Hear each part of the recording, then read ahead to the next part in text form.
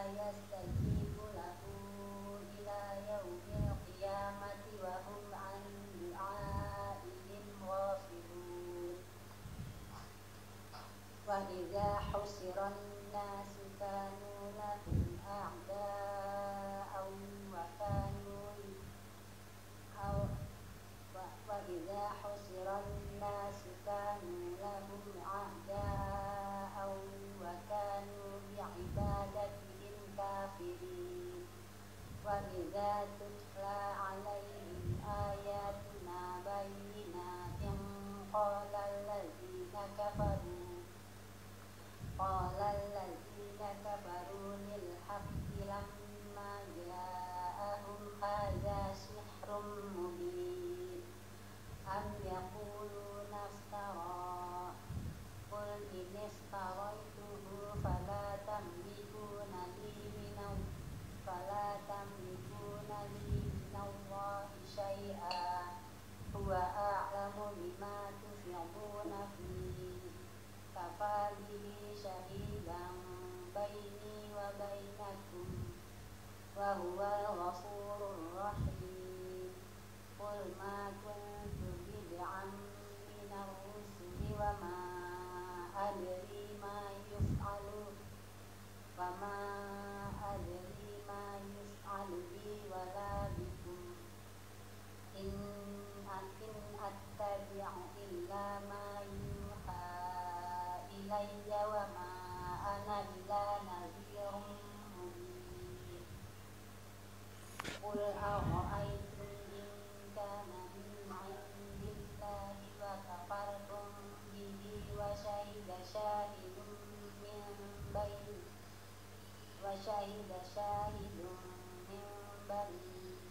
إسرائيل على مثله فآمن واستكبرتم إن الله لا يهدي القوم الظالمين صدق الله العظيم.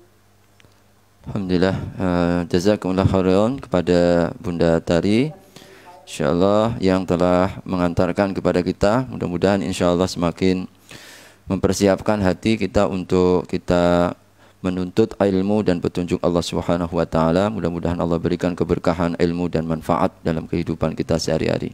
Ibu-ibu sekalian yang dirahmati Allah Subhanahu wa taala, insyaallah topik dan tema yang akan kita angkat tentu menepati momentumnya di mana memang kita sedang mengalami bencana dan ujian ya.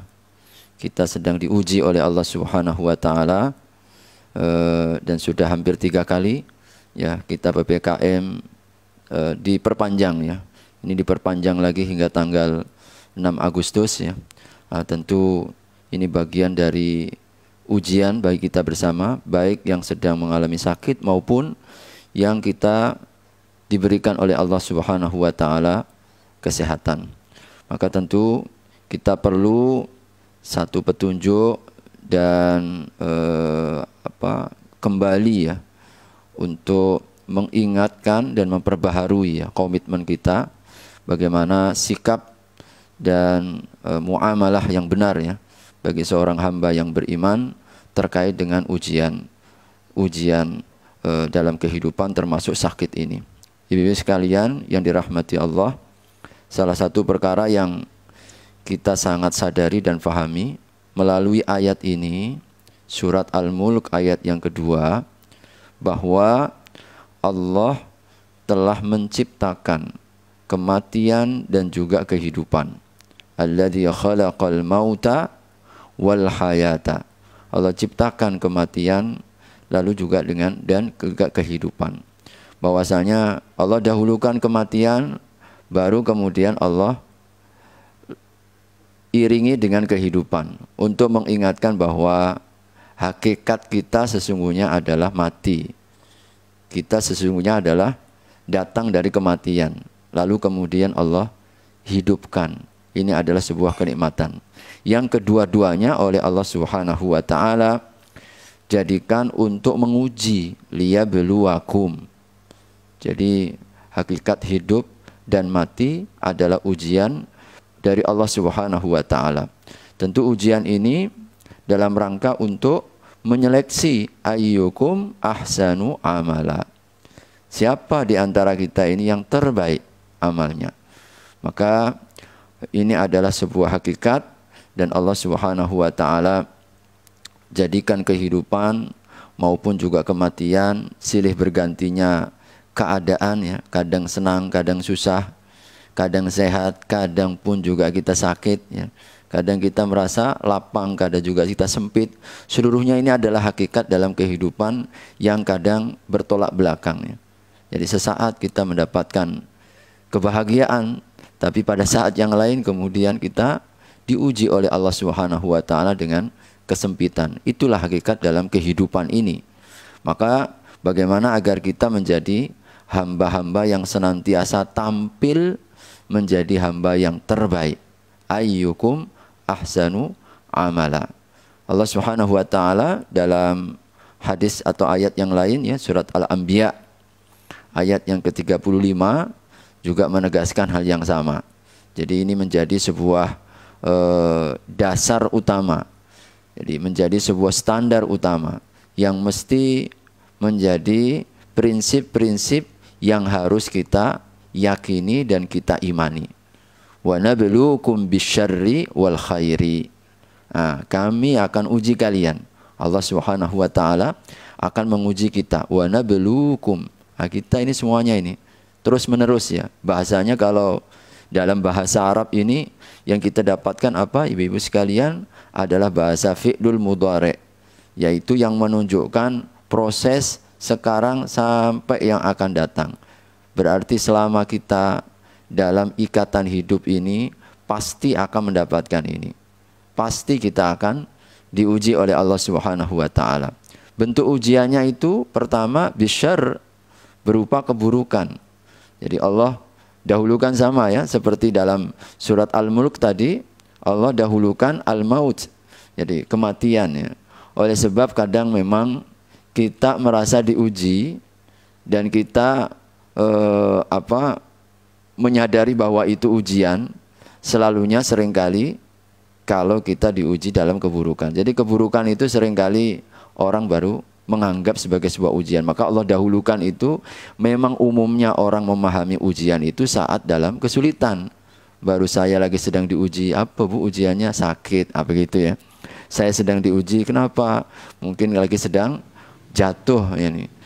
Kita lagi sedang diuji dalam masalah ekonomi dan seterusnya. Baru kita merasakan, bahkan hampir rata-rata manusia itu menyebutnya sebagai sebuah ujian. Maka Allah dahulukan itu karena memang mayoritasnya menganggap itu sebagai sebuah ujian kalau kita dalam keburukan. Maka dalam ayat ini pun surat Al-Anbiya ayat 35 Allah pun menyatakan dan mendahulukan asyar, keburukan itu sebagai ujian karena umumnya manusia dan kita hamba-hamba Allah merasakan ujian saat-saat dalam kesulitan.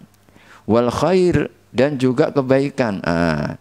Ini Allah lanjutkan bahwa ternyata al khair atau kebaikan, kelapangan, kesehatan ya, kenyamanan dalam hidup ternyata juga bentuk ujian.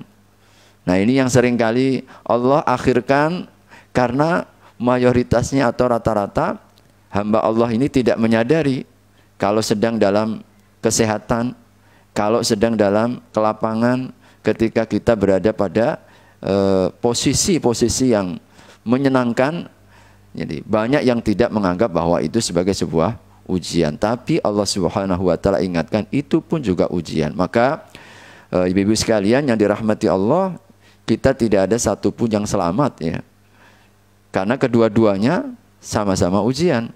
Keburukan ujian, kebaikan juga ujian.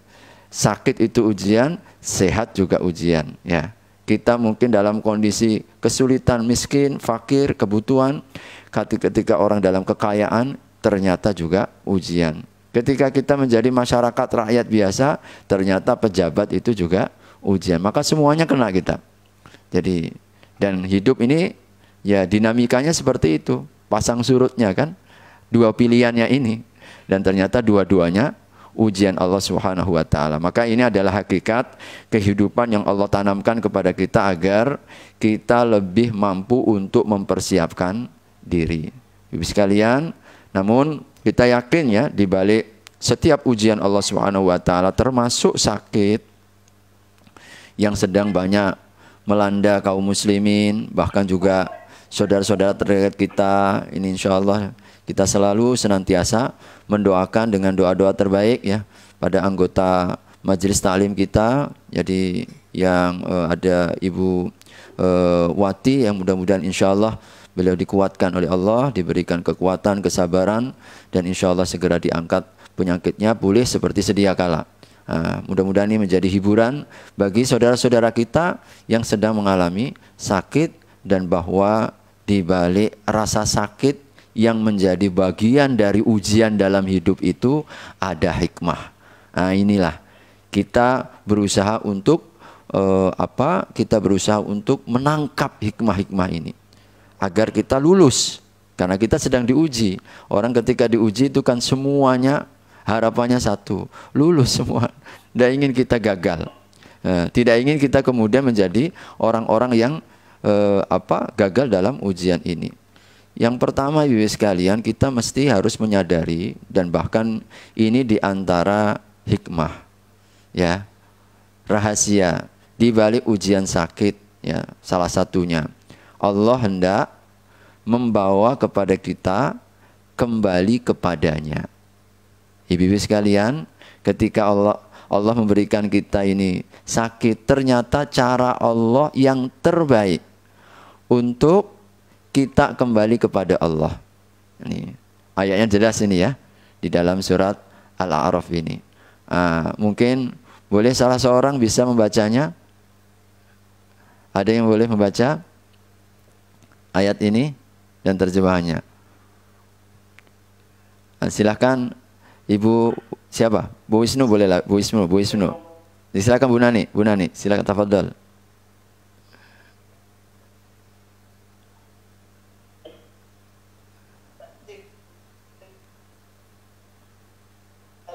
Suaranya terputus-putus. Terputus-putus.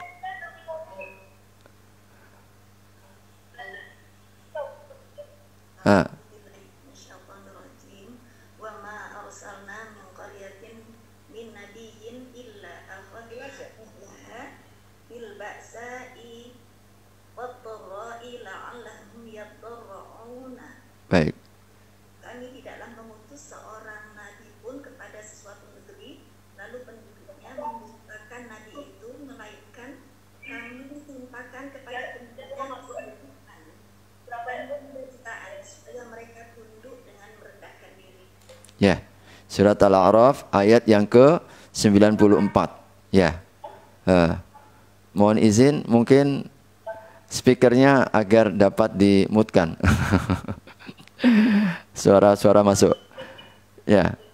Baik, ibu-ibu sekalian yang dirahmati Allah, ayat ini memberikan pengajaran kepada kita bahwa tidak ada satupun yang selamat dari ujian, termasuklah para anbiya, hamba Allah yang paling dikasihi oleh Allah, yang terdekat.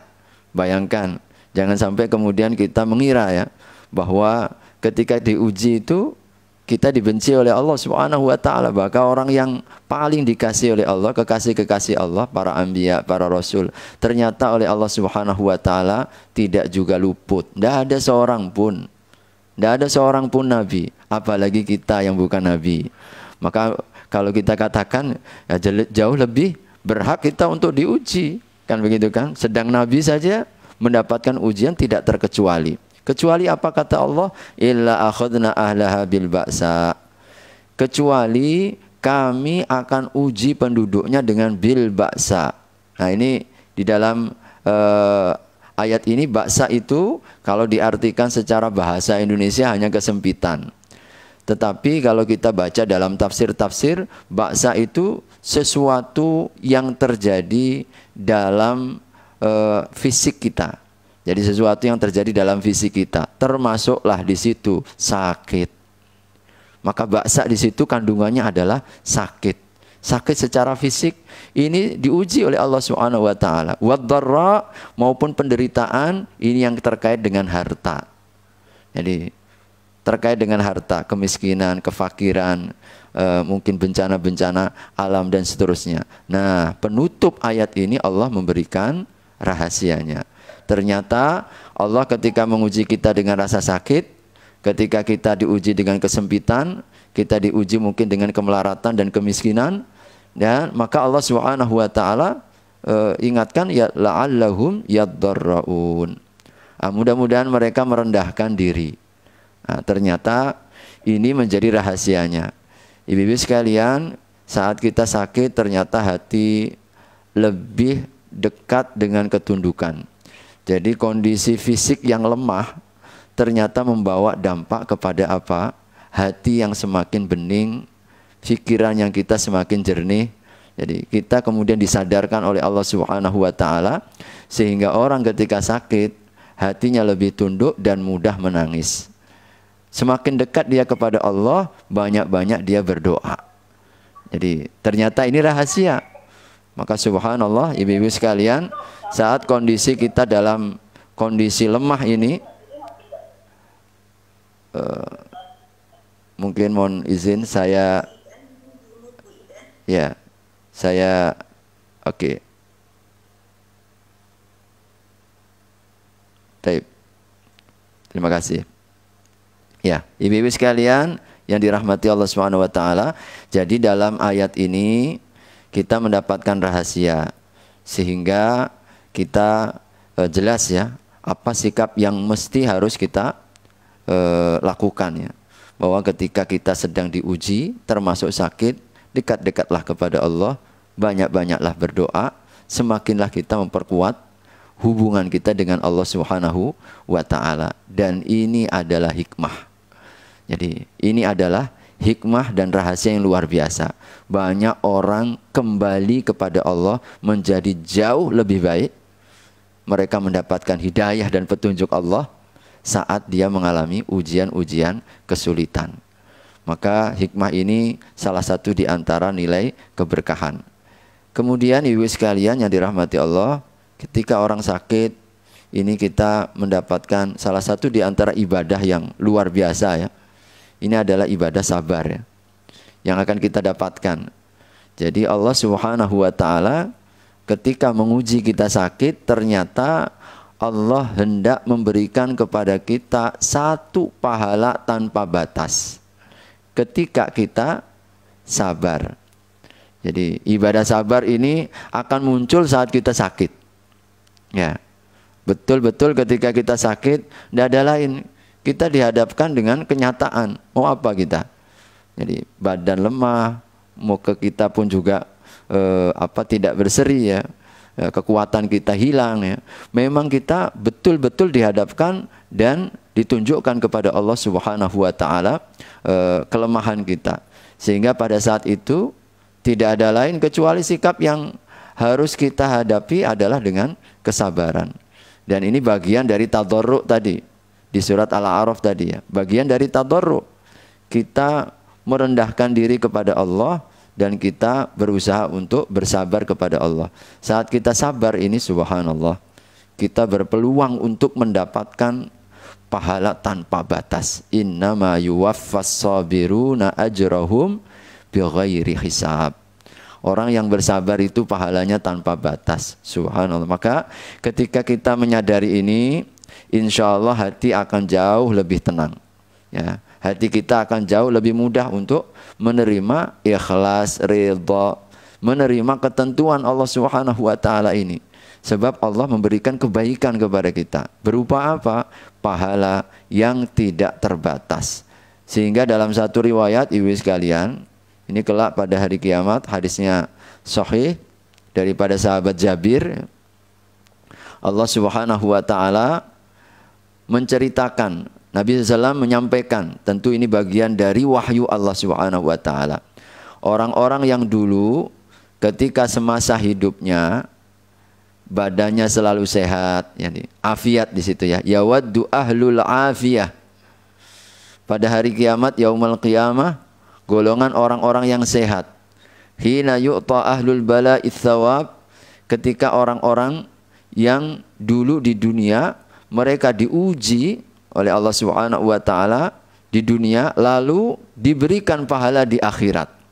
Jadi ketika nanti sampai di akhirat, orang-orang yang afiat, orang-orang yang dalam kesehatan, dalam kelapangan, dalam kenyamanan, selalu hidupnya ini penuh dengan kemudahan dan kemudahan, saat sampai di akhirat lalu kemudian melihat orang-orang yang diuji pahala yang Allah Subhanahu wa taala sempurnakan, apa keinginan mereka? Anna juludahum kanat quridat fid dunya bil maqarid.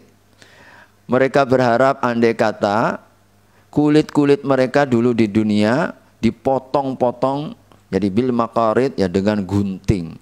Bayangkan ya. Saking pengennya mendapatkan pahala yang didapatkan oleh orang-orang yang semasa hidupnya diuji dengan ujian termasuklah sakit.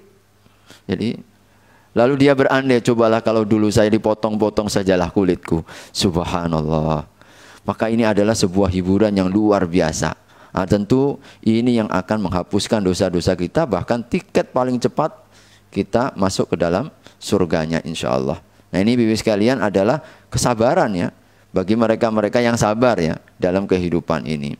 Oleh karena itu agar kita yakin ya, agar kita yakin dan lebih mudah untuk menghadirkan sabar saat kita diuji, maka yang pertama harus kita hadirkan selalu Ibu sekalian, mesti harus yakin bahwa apa yang kita alami adalah bagian dari ketentuan Allah.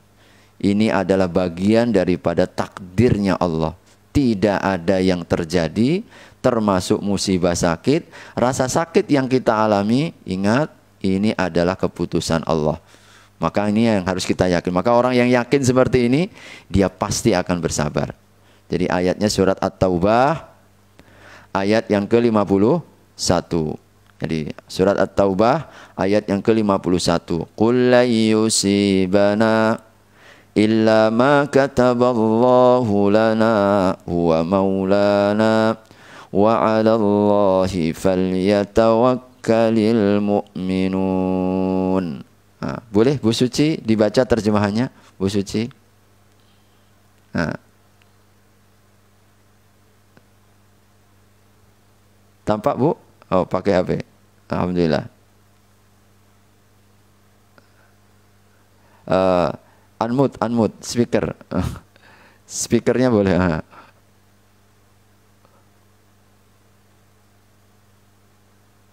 Oke, silakan. Katakanlah, sekali-sekali tidak akan menimpa kami melainkan apa yang telah ditetapkan Allah untuk kami. Dialah pelindung kami dan hanya kepada Allah lah bertakwakal orang-orang yang beriman. Ya. Jadi Bapak sekalian, ini hal yang pertama. Saat kita sedang sakit, maka pastikan suasana batin kita, suasana jiwa kita penuh dengan keyakinan bahwa ini adalah takdir dan keputusan Allah Subhanahu wa taala. Qul la yusibana illa ma kataballahu lana huwa maulana. Jadi ini yang menanamkan keyakinan. Sebab keyakinan seperti ini ketika kita kemudian kembalikan kepada Allah, langsung hati kita sandarannya kuat, tawakalnya kokoh ya.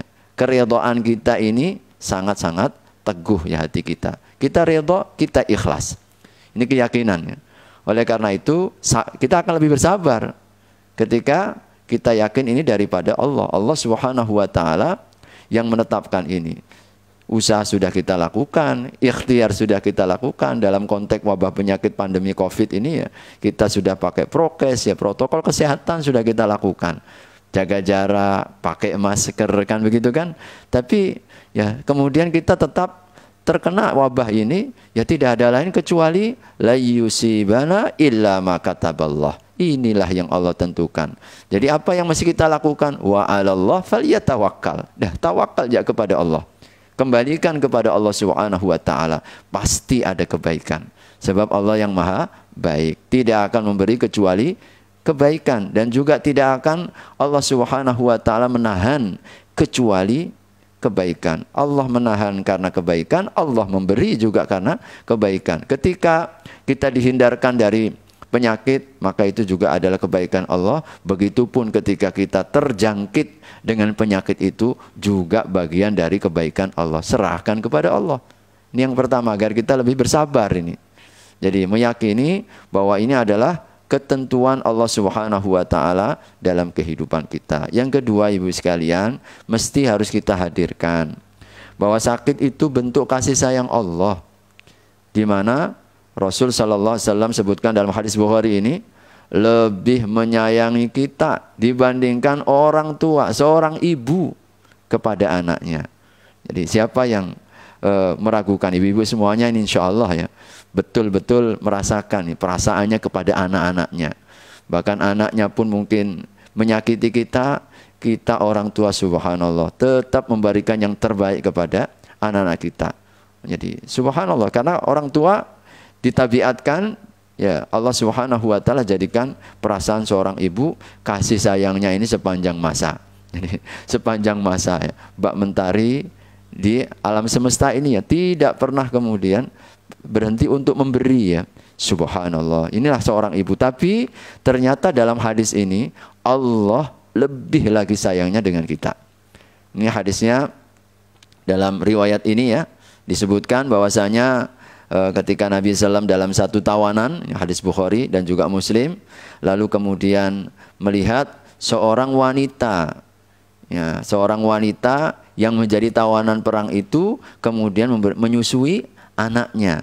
Jadi menyusui anaknya sehingga akhirnya kemudian didekatkan ya disusuinya oleh sang ibunda ini. Nabi ketika melihat fenomena ini sambil mengatakan kepada seorang sahabat, atarawna hadhihi tarihatan waladaha finnar. Mungkinkah ibu ini yang sedang mendekap ya putranya yang sedang disusui itu akan melemparkannya ke dalam neraka?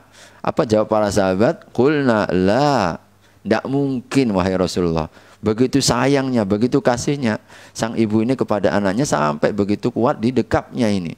Tidak mungkin dia akan dilemparkan ke dalam neraka. Maka Rasulullah SAW mengambil pelajaran ini, lallahu arham bi'ibadihi min hadhihi. Demi Allah, Allah sungguh lebih kasih lagi kepada hamba-hambanya dibandingkan wanita ini, seorang ibu ini yang sedang mendekap daripada putranya yang disusui. Subhanallah. Maka ibu sekalian, ketika kita menyadari ini, termasuklah sakit yang kita alami ini bentuk kasih sayang Allah kepada kita.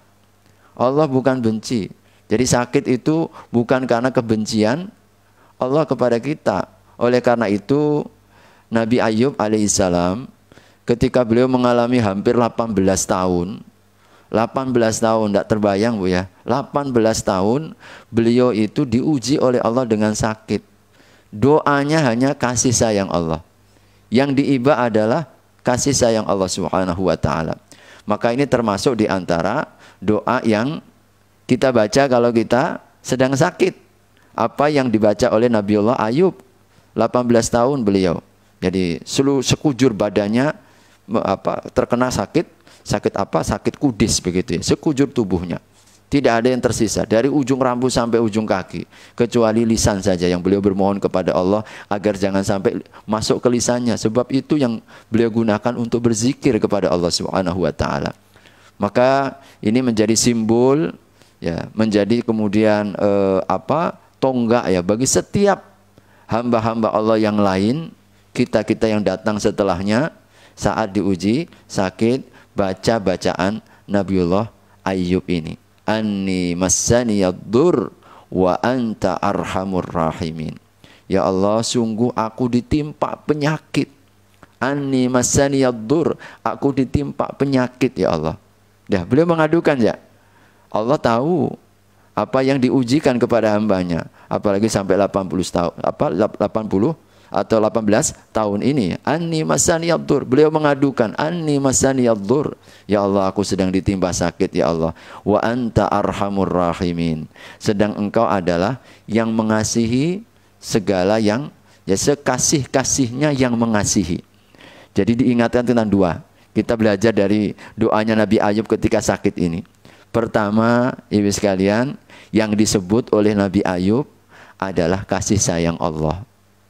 Jadi untuk mengingatkan kita bahwa sakit ini juga bagian dari rahmat Allah kepada seorang hamba. Pelajaran yang kedua ini adabnya Nabiullah Ayub. Tidak ada keluhan. Bahkan beliau dalam doanya ini tidak secara langsung minta sembuh. Walaupun tidak ada masalah, kita minta sembuh boleh. Ya Allah sembuhkanlah aku, tidak salah. Tetapi adabnya yang begitu tinggi, seni beliau dalam berdoa. Tidak menyebut atau tidak meminta kesembuhan, tapi minta kasih sayangnya Allah Subhanahu wa ta'ala. wa anta arhamur rahimin. Subhanallah.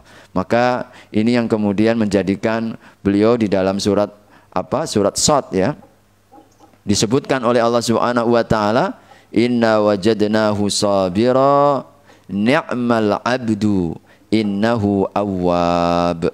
Subhanallah. Sesungguhnya aku telah mendapatkannya. Siapa? Ayub. Ya. Inna wajadna ayyuba, dalam tafsirnya itu sabiran, yang bersabar. Maka Allah puji beliau.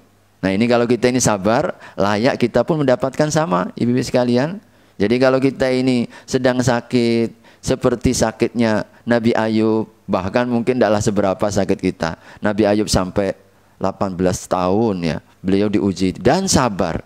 Maka kalau kita sakit, yang kita ingat ini selalu, ya Allah, Nabi Ayub lebih daripada kita. Jadi lebih lagi daripada kita dan bersabar. Masa kita baru sakit kepala sedikit sudah banyak mengeluh begitu ya?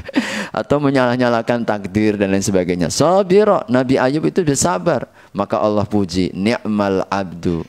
Senikmat-nikmatnya hamba itu ya Ayub itu. Ya, senikmat-nikmatnya hamba itu Ayub itu. Jadi kalau kita saat diuji sakit, lalu kita sikap hati ikhlas, ridha, bersabar, ini kan kondisi hati ya ibu sekalian. Sabar itu kondisi hati. Kalau hatinya sabar, maka insya Allah anggota badannya yang lain itu akan mengikuti kesabaran hatinya. Akhirnya tidaklah ia mengatakan kecuali kalimat-kalimat yang baik. Tidaklah dia melakukan tindakan kecuali tindakan-tindakan yang akan mendatangkan redhonya Allah Subhanahu wa ta'ala. Nah ini ni'mal abdu. Kita akan mendapatkan pujian Allah Subhanahu wa ta'ala sebagai hamba yang paling nikmat. Hamba yang diberi nikmat. Subhanallah. Dipuji oleh Allah Subhanahu wa ta'ala. Maka insya Allah ini bagian dari spirit apa yang pernah dialami oleh Nabiullah Ayub alaihissalam. Jadi yang kedua tadi Bapak sekalian, apa yang agar kita ini lebih bersabar, yakini dan rasakan ya bahwa ujian sakit itu bentuk kasih sayang Allah kepada kita. Jangan kita kemudian sampai mengutuk ya, ini ya, husnudzon selalu kepada Allah. Jangan sampai kita suuzon ketika diuji oleh Allah Subhanahu wa ta'ala.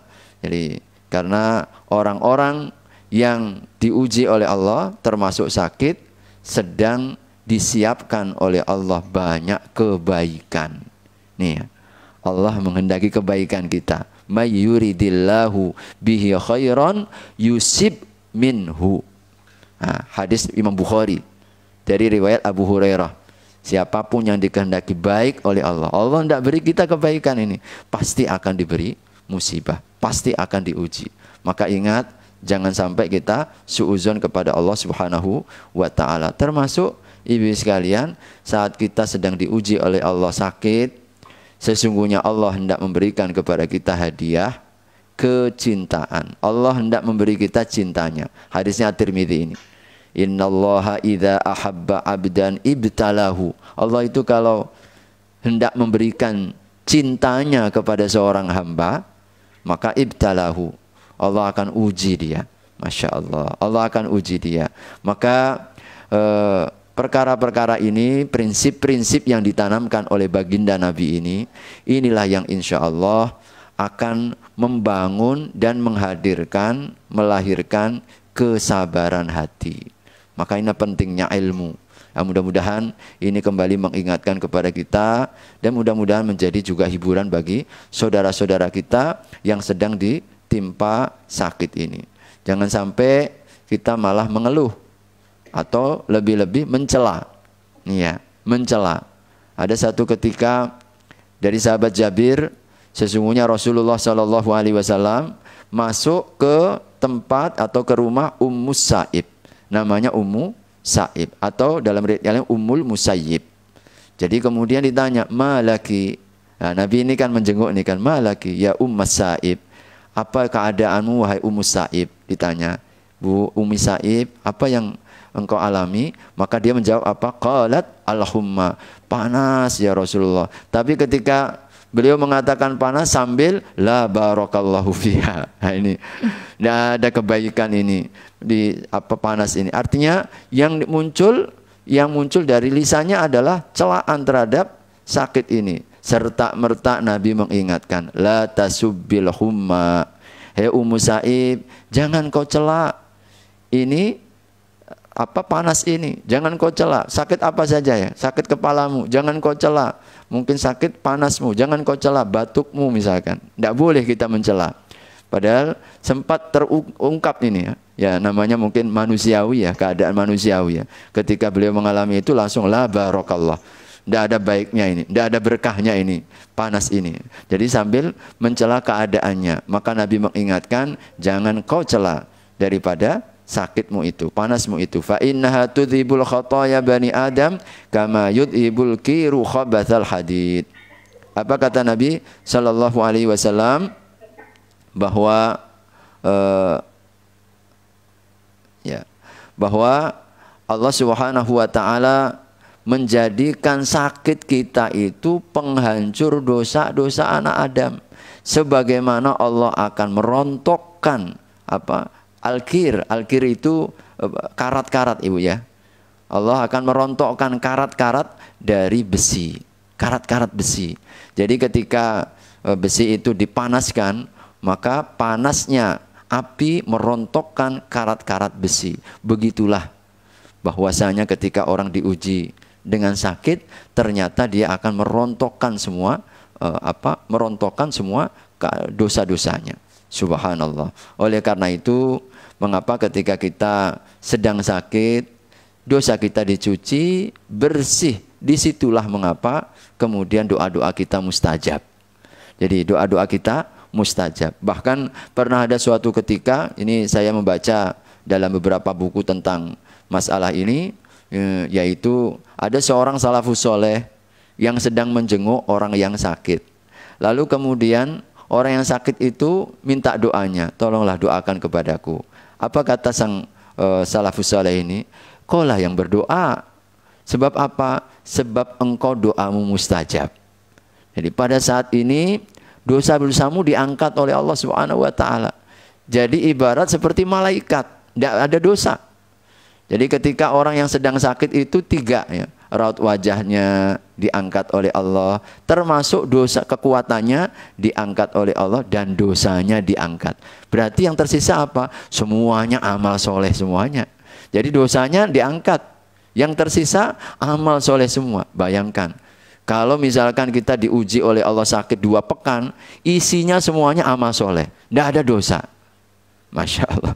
Jadi tidak ada dosa. Makanya ya kita tidak pernah ya mungkin mengalami satu saat di mana berhari-hari tidak ada dosa sedikit pun. Karena apa? Isinya semuanya amal soleh. Sakit kita itu menggugurkan bahkan mengangkat dosa-dosa kita.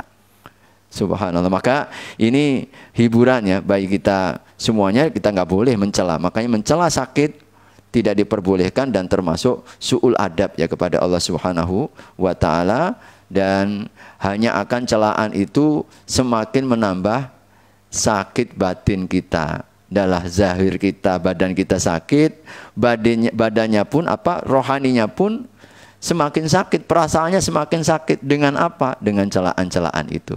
Maka jangan sampai jadi kita berlipat-lipat ya sakit kita ini, double-double ya.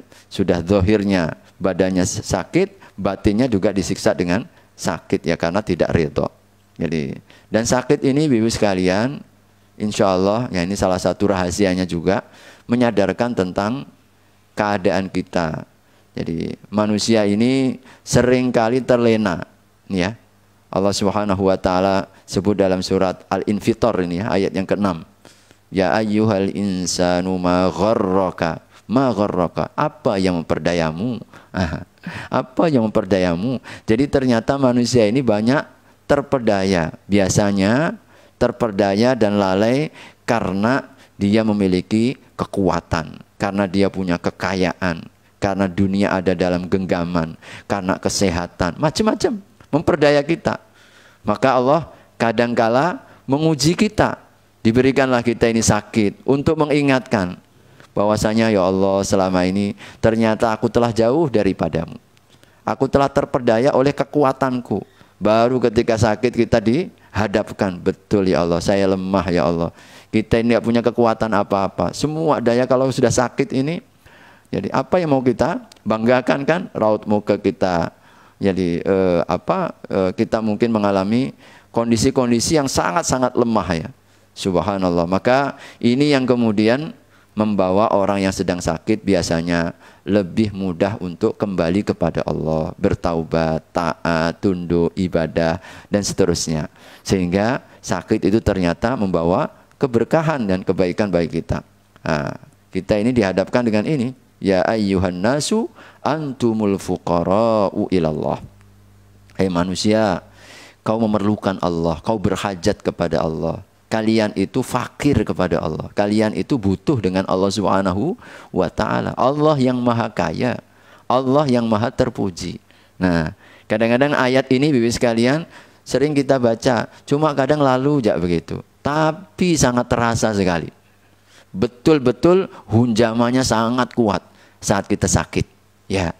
Ketika kita sakit, betul-betul ayat ini menghunjam dalam hati. Antumul fuqara. Betul ya Allah. Kami perlu sehat ya Allah, kami perlu kekuatan ya Allah, kami berhajat kepadamu ya Allah. Jadi saat kita lagi sedang sakit ini, wallahu wal ghaniyul hamid. Allah yang maha kaya. Makanya ibu-ibu sekalian, bagi orang yang sedang diuji dengan apapun dalam kehidupan kita ini, janganlah kita bersedih. Kenapa? Sebab kita ini hambanya yang maha kaya. Allah sebutkan setelah kita ditegaskan ya, tentang siapa jati diri kita. Oh, kalian itu fakir semuanya kepada Allah. Kalian semuanya berhajat kepada Allah Subhanahu wa ta'ala. Sedang Allah yang maha kaya. Maka kita tidak perlu bersedih hati. Sebab kita menjadi hambanya yang maha kaya. Tinggal minta aja kita.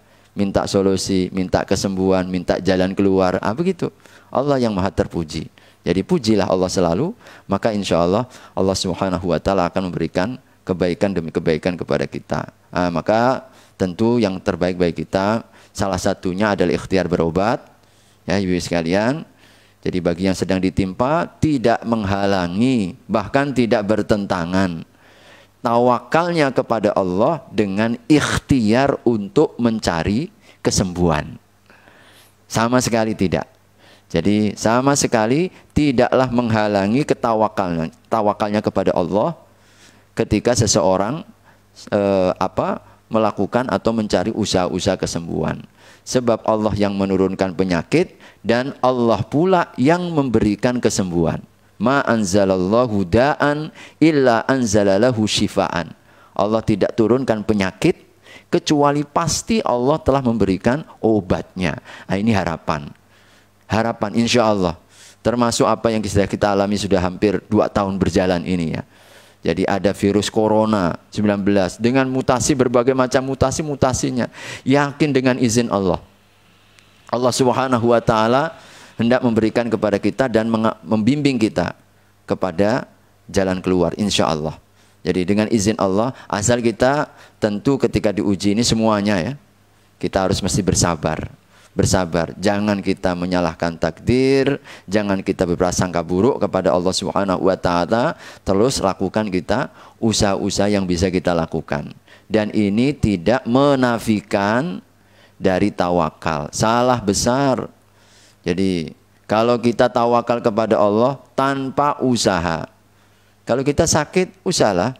Betul, ini kan tawakal itu perasaan hati, ridha, ikhlas, yakin ini takdir keputusannya, kita bersabar, semuanya perbuatan batin.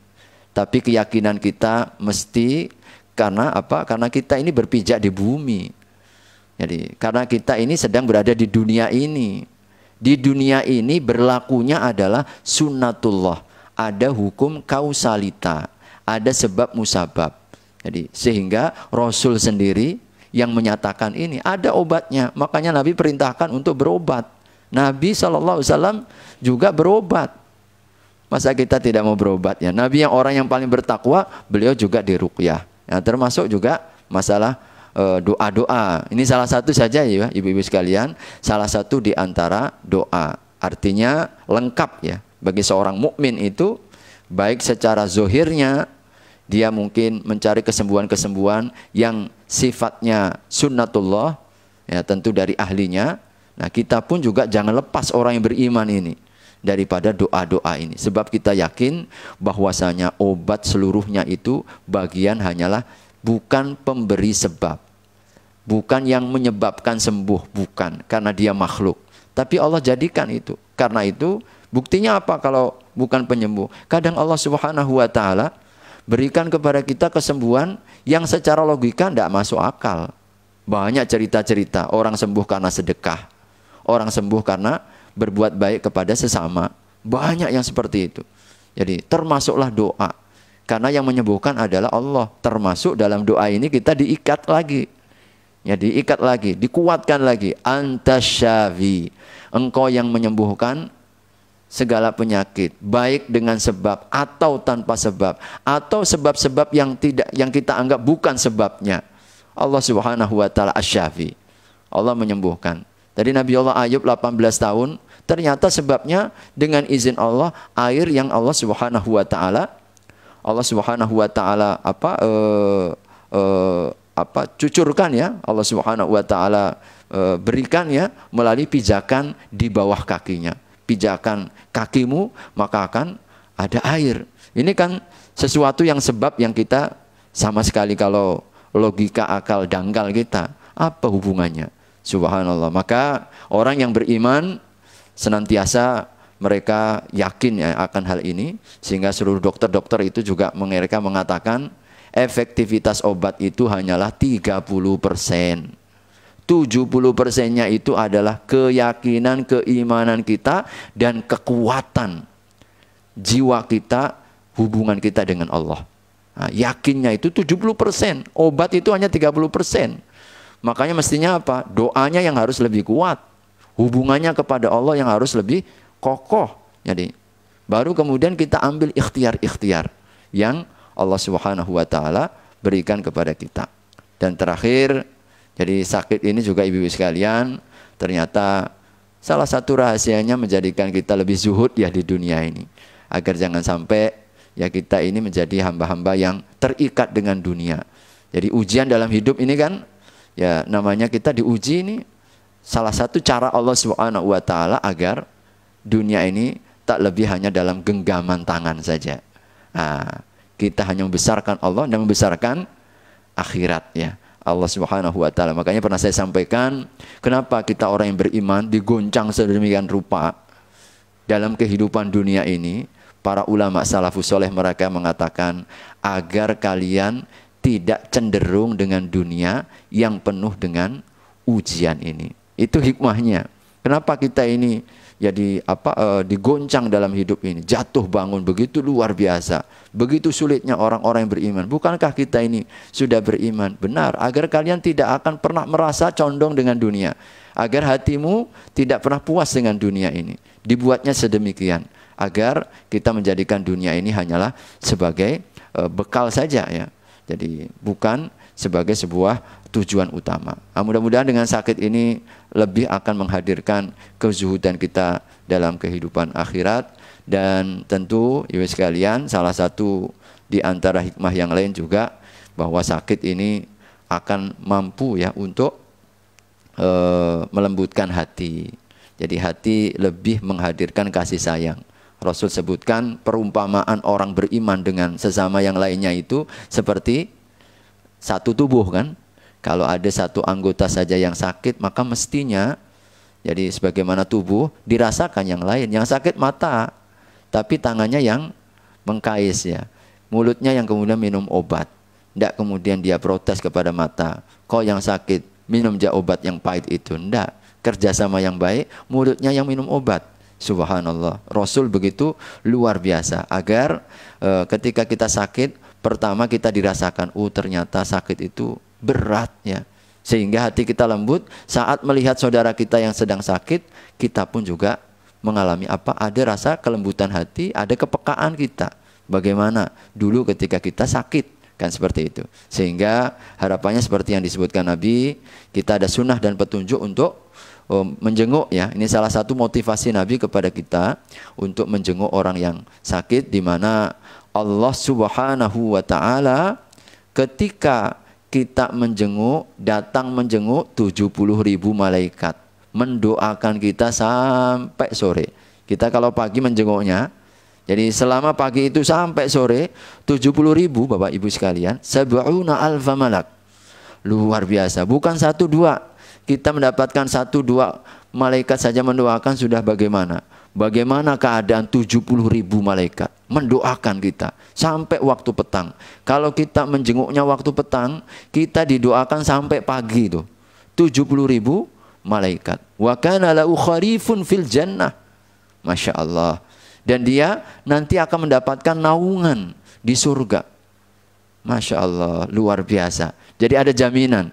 Nah, ini dorongan yang begitu kuat bagi kita kalau memungkinkan untuk dijenguk. Jadi kita jenguklah. Dan Rasul juga dalam beberapa riwayat yang lain itu, kalau menjenguk jangan sering-sering. Jadi kecuali kalau yang sakit itu memang menghendaki itu. Tapi ada satu riwayat ketika kita menjenguk, ya sekedarnya untuk memberikan hiburan, kekuatan batin, mendoakan kepadanya, jadi agar diberikan kesabaran ya.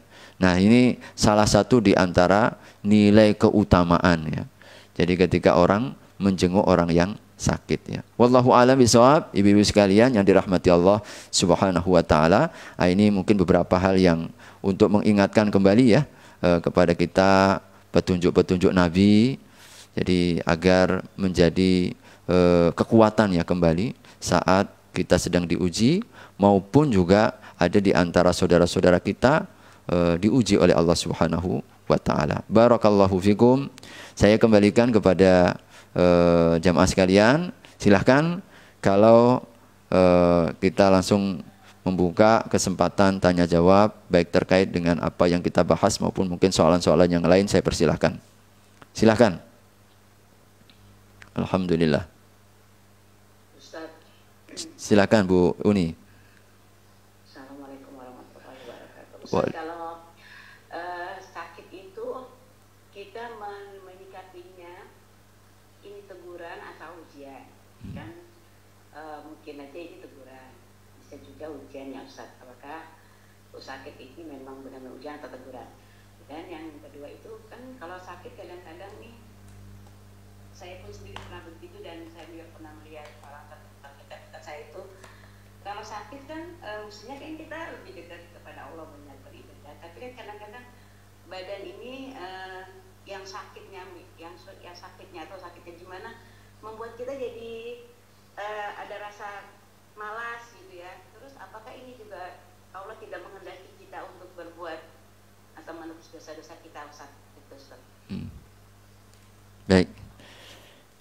Jazakillah khairan Uni Zurma. Ya, pertama memang kita sebagai seorang mukmin, salah satu suasana batin kita mengelolanya itu dua memang, yang sering saya sebutkan dan Ibnu Qayyim yang menyebutkan ya. Jadi kita itu mengelola batin kita dengan roja, harapan maupun khauf ya. Ada rasa takut dan kekhawatiran. Maka kita seperti burung yang terbang. Jadi kalau hanya satu sayap saja, misalkan kita hanya harapan saja, seperti ibarat burung dengan satu sayap. Maka kalau kita ingin dua sayap, memang harus kita kelola antara khauf, yaitu rasa khawatir, maupun juga roja dan harapan. Artinya apa?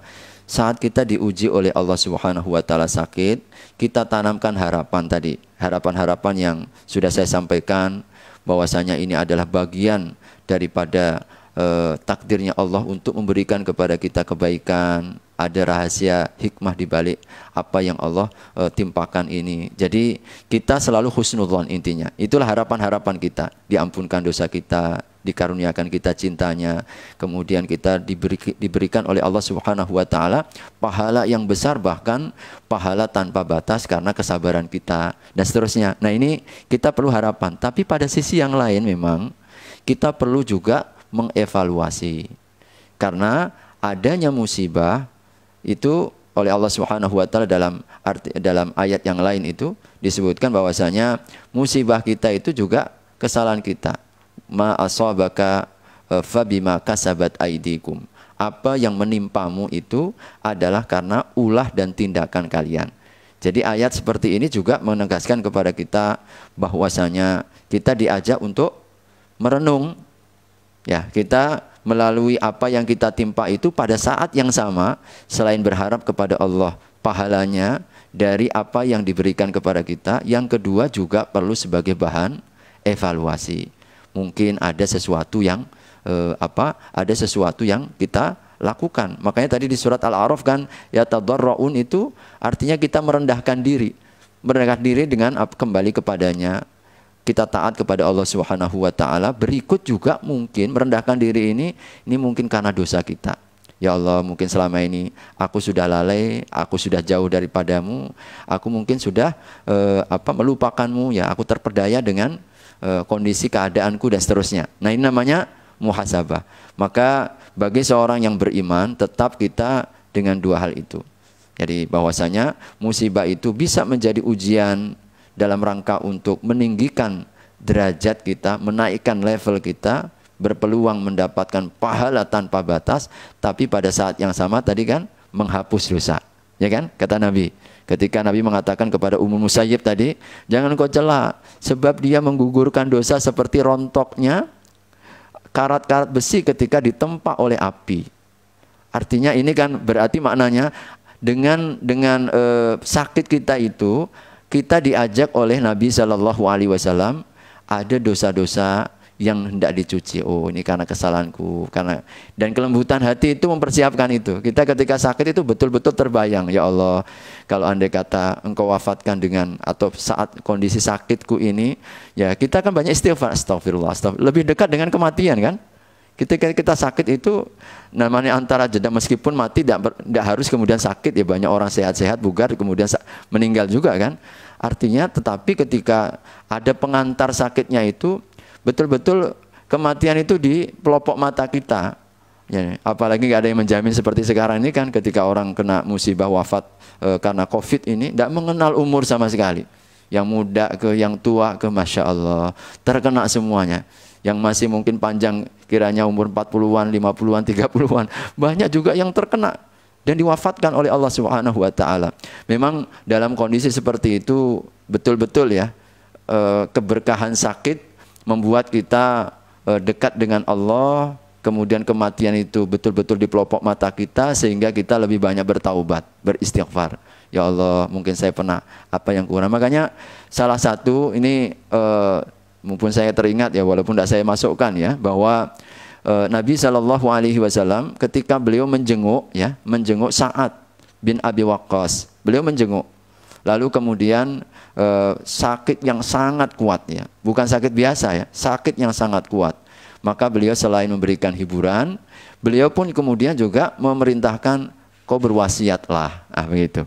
Kau berwasiatlah. Maka beliau mewasiatkan kepada Nabi SAW, ya Rasulullah, semua aku ini orang yang kaya, tapi anakku cuma satu, perempuan lagi. Jadi aku akan wakafkan semua hartaku. Kata Nabi, jangan kau wakafkan semuanya. Kalau begitu ya Rasulullah, 2/3-nya, jangan 2/3-nya. Maka Nabi mengatakan Sa'ad mengatakan 1/3, dah cukup. 1/3 itu dah banyak. Maka jawaban Nabi 1/3 itu udah banyak, beliau itu sesungguhnya kalau bisa janganlah dari 1/3. 1/3 itu maksimal. Kalau kurang dari 1/3 lebih baik. Itu isyaratnya seperti itu. Tapi salah satunya adalah wasiat tadi. Sehingga ketika kita sudah sedang sakit itu, ya memang salah satu di antara petunjuk Nabi adalah mulailah kita ini berwasiat. Karena apa? Tidak tahu kita yang namanya ajal.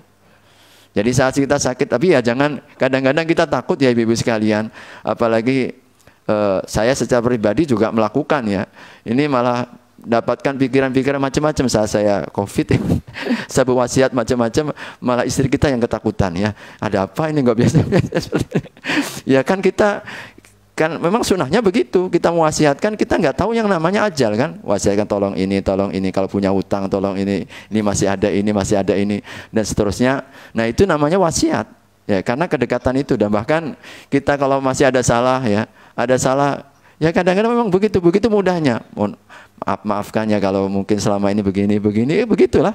Kita namanya itu muhasabah ya dalam rangka untuk kebaikan kita ya. Insya Allah. Mungkin itu ya Uni. Yang kedua tadi ya memang ini ujian kembali ya. Memang saat kondisi batin kita atau kondisi fisik kita ini lemah, kadang-kadang bawaan secara kejiwaan juga membuat kita ini bisa malas. Tapi yakin ibu sekalian, yang pertama ya, kita yakinkan bahwasanya ketika kita sakit, kita semua waktu kita isinya pahala.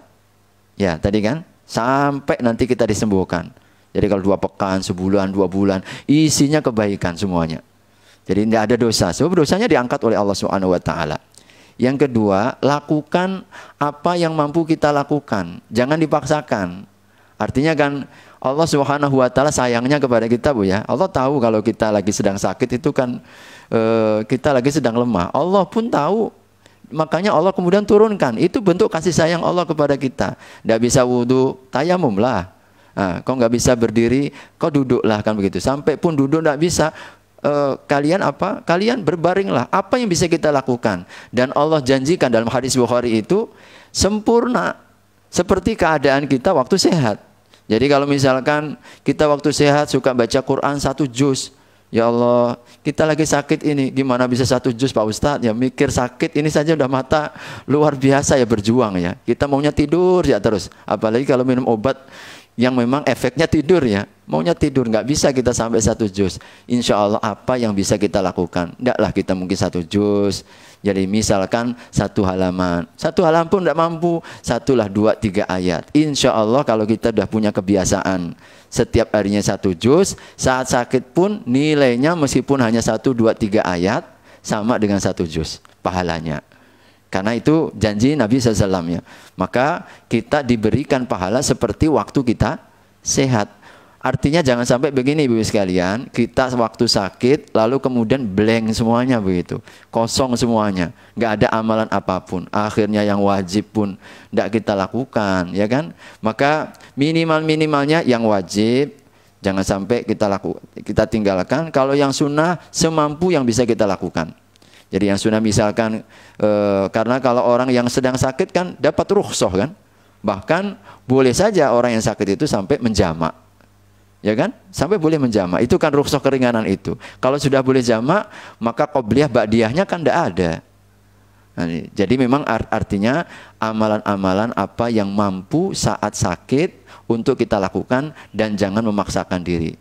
Jadi jangan memaksakan, artinya dalam arti jangan sampai karena kita misalkan ingin yang terbaik sampai pun kita paksakan lalu saya walaupun boleh tayamum saya mau tetap menggunakan wudhu, makin parah lah sakit kita.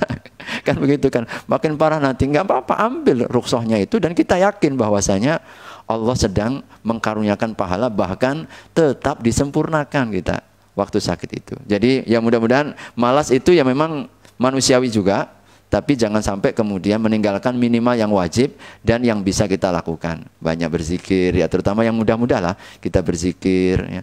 Kemudian amalan-amalan waktu sakit, sabar, ikhlas, ridho ya. Kita tetap jangan sampai mengeluarkan kata-kata yang menunjukkan mencela ya sakitnya itu ya. Saya kira itu ya Uni, wallahu a'lam bishawab. Makasih Ustaz. Nah, silahkan ibu-ibu kalau masih ada yang silahkan. Ini nama siapa ini, nggak ada nomornya. Oh Bu Wati, alhamdulillah, subhanallah, alhamdulillah, mudah-mudahan Bu Wati sehat, insya Allah. Silahkan Bu Wati. Sebelumnya saya mengucapkan jazakumullah khair buat sahabat-sahabat MM yang telah mensupport perhatian dan doanya untuk saya, termasuk istri Ustaz. Maaf Ustaz, ngomongnya agak ini apa, nafas saya agak seperti itu. Masalah sholat Ustaz. Saya kan waktu yang saya bed rest itu kan hanya berbaring, sholat saya pun baring dan saya tayamum. Terus udah bisa duduk, saya dibantu suami wudhunya pakai semprot-semprot air itu. Alhamdulillah sekarang saya udah bisa ke toilet sendiri dan ambil air wudhu, tapi sholatnya duduk. Terus kemarin saya coba untuk sholat normal berdiri kan, cuman masih belum kuat gitu Ustaz. Tadi pagi itu sempat minta oksigen dengan suami saya karena batuk kan. Jadi saya kembali lagi sholat duha tuh saya duduk gitu. Jadi gimana tuh Ustaz? Apakah saya harus memaksakan diri atau saya tetap duduk aja? Karena kalau duduk tuh kan nafas saya nggak terlalu kalau normal tuh kan agak berat gitu, agak nafas saya itu agak masih inilah gitu. Jadi apakah saya kembali duduk lagi? Memang karena dokter Rista itu, dokter paru kemarin ibu belum boleh banyak bergerak, jadi makanya saya bed rest kan. Nah ini saya kayaknya harus kembali sholat duduk lagi karena memang masih nafas saya ini masih belum kuat gitu. Baik, insyaallah banyak Ustaz, cuman karena saya belum bisa banyak bicara. Insyaallah. Dulu, Ya, jazakillah khairan. Jazakallah khairan.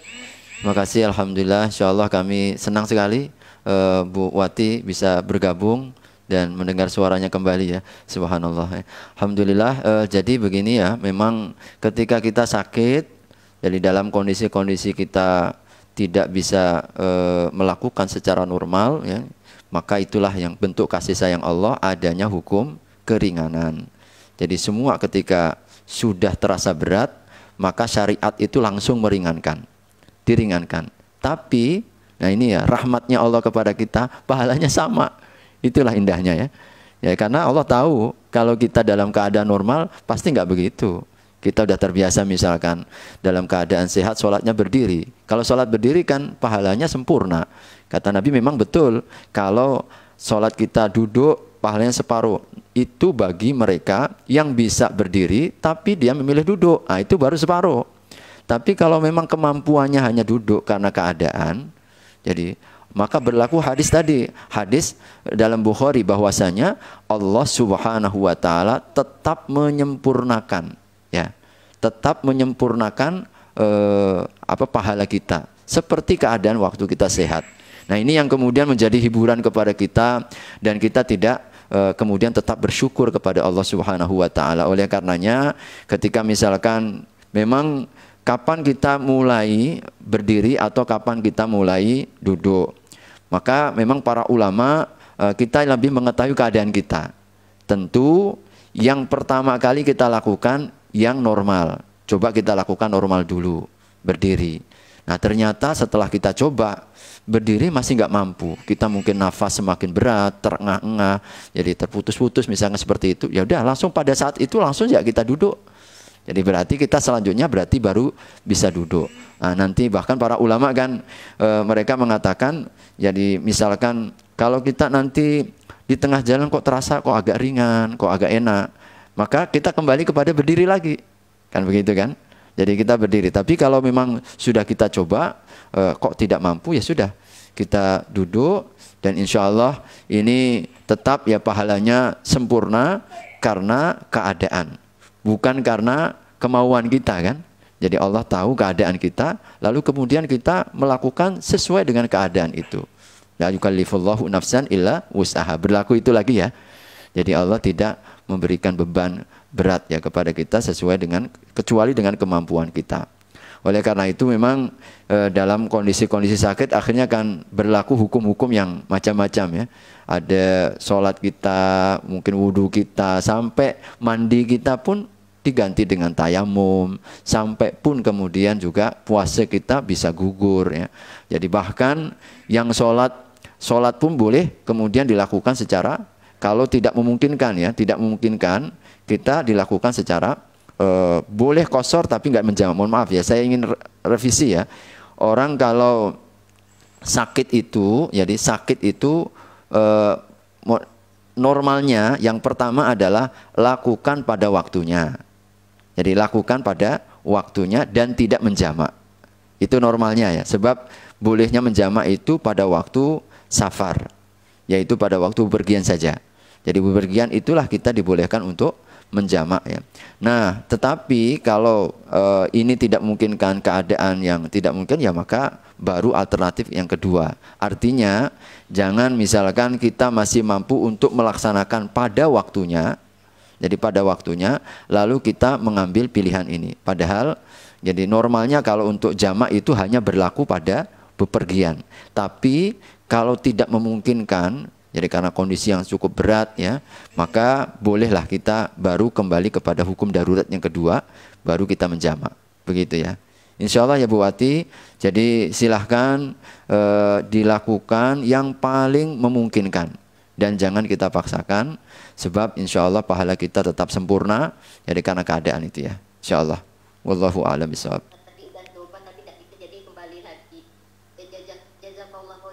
Ya, insya Allah Bu Wati.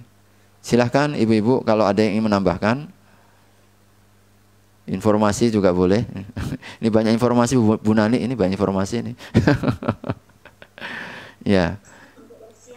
Ya silahkan Bu Wisnu silahkan. Salam. Ustaz, wasiat itu isinya gimana aja Ustaz? Kalau yang berkaitan dengan harta boleh nggak kita berwasiat? Ya.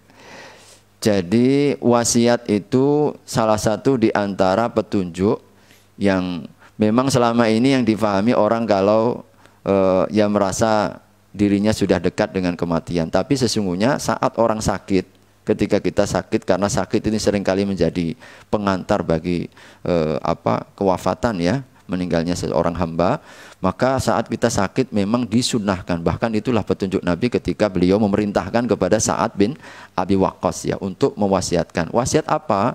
Tentu wasiat-wasiat yang penting. Yang pertama harus kita lakukan diantaranya, jadi memang yang kita anggap penting tentu prioritas utama masalah-masalah agama.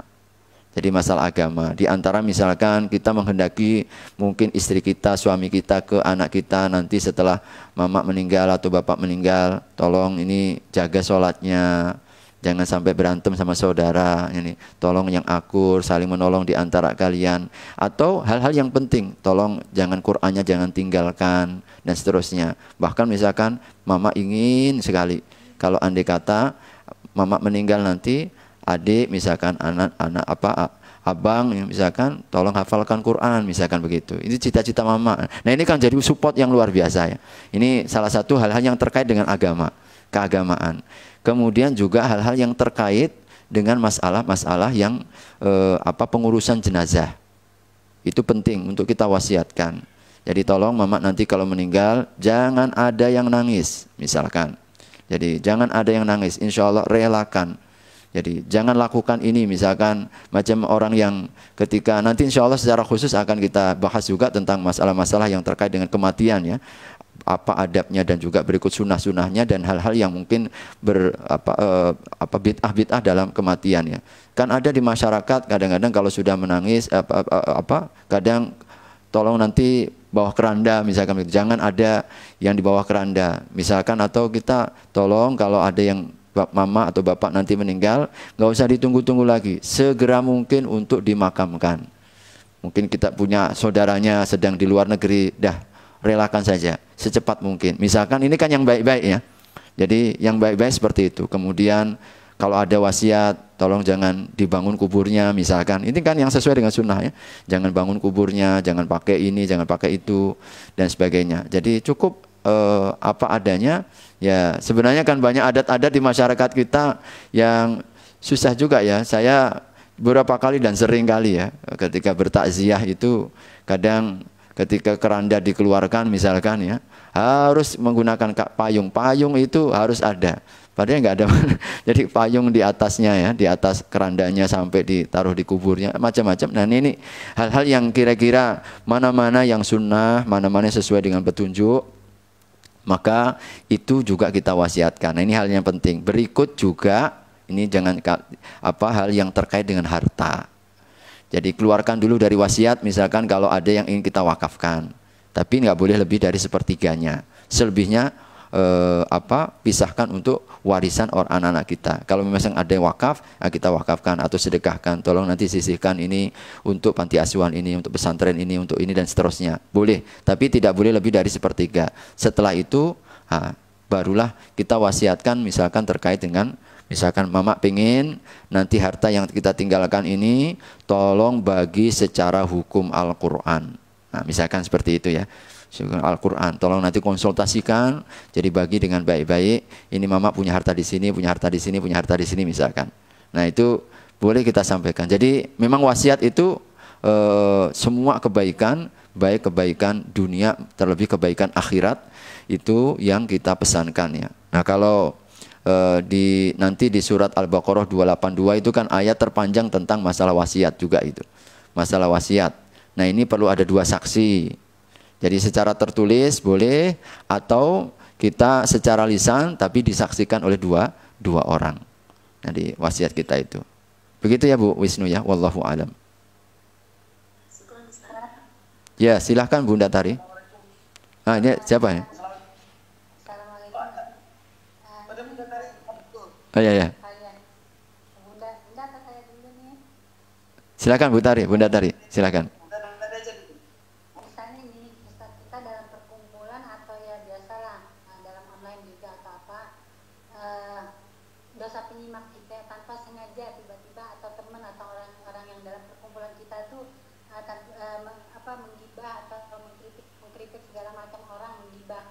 Jadi kita kan tanpa sengaja tuh mendengar atau menjadi penyimak, dan saya pernah dengar kita akan mendapat dosa sebagai penyimak kata-kata kotor atau menggibah atau yang haram gitu Ustaz. Itu bagaimana Ustaz? Ya. Baik, terima kasih. Jadi intinya bahwa orang yang setuju dengan sebuah keburukan maka dia sama dengan pelakunya. Jadi sebagaimana orang yang mencintai kebaikan maka dia pun mendapatkan pahala seperti orang yang melakukannya. Makanya Nabi kan sampai katakan, jadilah kalian sebagai seorang pengajar, kalau tidak ya kalian orang yang belajar. Tapi kalau orang yang belajar pun tidak mampu, minimalnya orang yang mencintai. Nah, karena kecintaan kita itu insya Allah, menyukainya itu insya Allah akan menempatkan kita pada posisi mereka. Sehingga seorang sahabat itu pernah mengatakan, ini sebelum masuk ya, seorang sahabat pernah mengatakan, aku tidak seperti Nabi, aku juga tidak seperti para sahabat-sahabat yang lain, tapi aku mencintai mereka dengan harapan mudah-mudahan Allah Subhanahu wa taala menghimpun aku bersama mereka. Sebab Nabi mengatakan engkau bersama orang yang engkau cintai. Nah, ini artinya apa? Bahwasanya kecintaan kita atau kerelaan kita kepada kebaikan atau kepada keburukan ternyata memiliki dampak, ada efeknya begitu. Sehingga kalau ada orang yang misalkan terlajak, kemudian menggunjing, kemudian membicarakan aib orang lain, tugas kita yang mendengar memang mengingatkan. Tugas kita mengingatkan. Kalau diingatkan tidak ini, ya sudah kita keluar saja. Jadi kita keluar sebagaimana Nabi sallallahu dalam ayatnya itu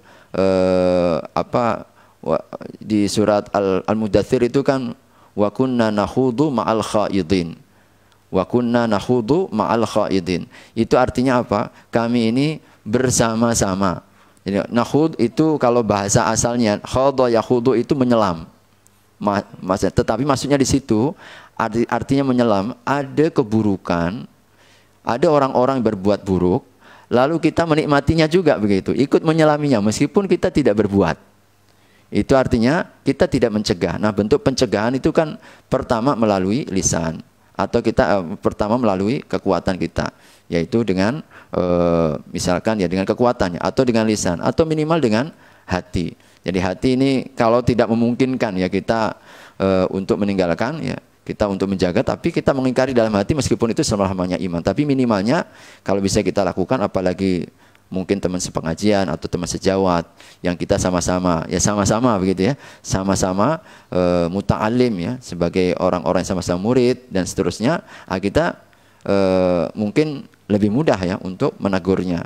Jadi saya kira itu. Tapi kalau kita diam tanpa mengingatkan, maka kita memang kekhawatiran kuatnya masuk digolongkan bersama mereka, karena kita termasuk di antara tercatat ya yang menyetujui kemungkaran itu.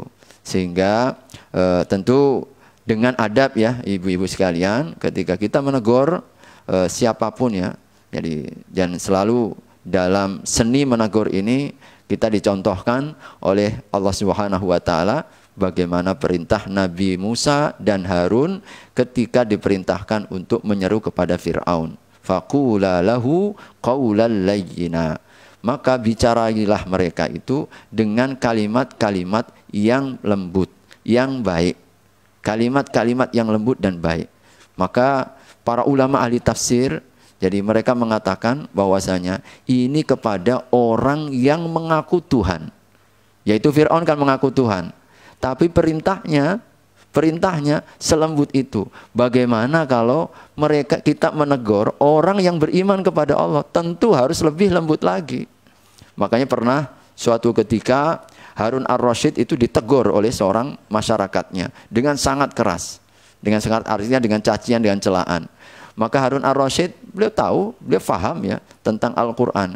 Kau tidak lebih baik daripada Musa dan Harun. Dan aku juga tidak jauh lebih buruk daripada Fir'aun. Tapi Allah perintahkan kepada Musa dan Harun untuk mengatakan lemah lembut. Tapi bagaimana engkau keadaanmu? Jadi dibalik seperti itu. Jadi artinya itu tadi saya katakan ketika kita memberikan masukan, mengkritik, kalau bahasa lebih kerasnya ya, kita mengkritik, maka tentu perlu ada adab-adabnya. Perlu ada pilihan-pilihan kata. Maka disebutlah nasihat itu nasihat. An-nasihah itu an-nasihah dari kata al-khalis. An-nusuh dari kata al-khalis, yaitu akar kata juga seakar dengan ketika orang memeras madu. Jadi kalau orang sedang memanen madu itu kan kemudian diperas baru disebutlah dengan asal ya, yaitu madunya itu. Nah, ternyata nasihat itu dari kata nasihat itu murni. Itu ternyata ketika kita memberikan nasihat kepada seseorang, mestinya ada pilihan-pilihan. Pilihan kata, pilihan sikap, dan pilihan waktu. Itu sampai seperti itu. Disitulah yang disebut dengan hikmah. Nah, ini seninya ya. Saya kira begitu ya Bunda Tari. Wallahu a'lam bishawab. Langsung saja saya berikan kesempatan Bu Nani. Khawatir nanti masuk zuhur nih. Silakan Bu Nani. Ya, Assalamualaikum. Assalamualaikum warahmatullahi wabarakatuh. Nanti saya persingkat aja. Jadi terkait dengan wasiat. Hukum wasiat sendiri sebenarnya hukumnya apa? Karena gini, apakah saya termasuk orang yang termasuk orang yang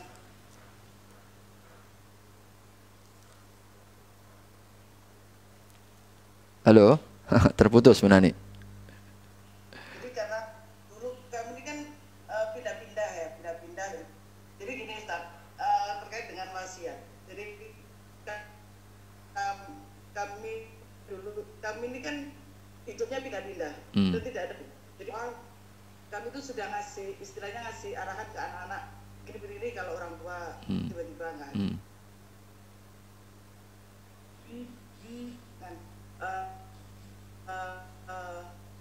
Yang dilakukan setelah 3 hari, 7 hari gitu ya.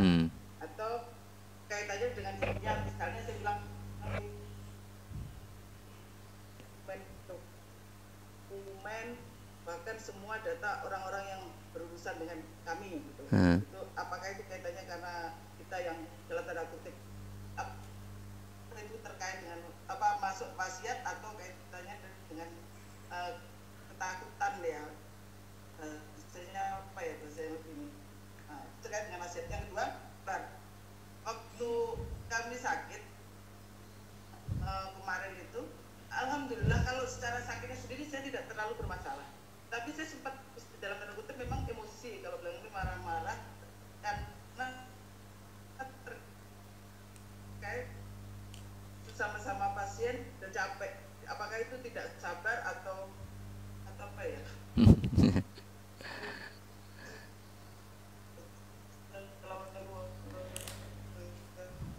Waalaikumsalam warahmatullahi. Ini suaranya agak terputus-putus. Mudah-mudahan nanti bisa pesannya sampai ya seperti yang disampaikan oleh Bu Nani ya. Baik, yang pertama ini kaitannya dengan masalah wasiat. Apa hukumnya? Hukumnya wajib, bukan lagi sunnah. Nanti silahkan dibuka surat Al-Baqarah ayat 180. Surat Al-Baqarah ayat 180 itu jelas tegas ya. Bentuknya sama. Boleh mungkin ada salah seorang yang bisa buka. Mungkin Bu Nani boleh? Al-Baqarah 180 Bu Nani.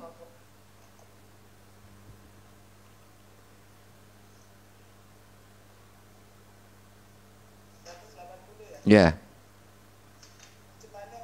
Silakan terjemahannya saja. Diwajibkan atas kamu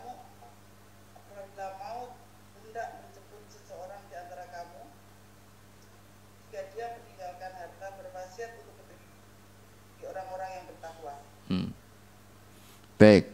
Ya, jadi di dalam ayat itu ungkapan kewajibannya sama persis seperti ungkapan kewajiban puasa. Kan ayat 80, kutiba alaikum idza hadara ahadakumul mautu in taraka khairan alwasiyah. Sama juga 183-nya kutiba alaikumus siyam. Jadi ungkapan kewajibannya jadi digandeng bahkan diiringi ya. Jadi diiringi dengan kata-kata sama kutiba furidha wujiba. Maka wasiat itu hukumnya wajib. Hukumnya wajib bagi siapa? Ya tentu tadi bagi orang tua, kaum kerabat dan sebagainya. Ditambah lagi kemudian haqqan 'alal muttaqin. Sebagai hak atau kewajiban atas orang yang bertakwa. Jadi ketika kita berwasiat itu pertanda ketakwaan hati. Jadi adanya wasiat itu bahkan menunjukkan nilai ketakwaan kita.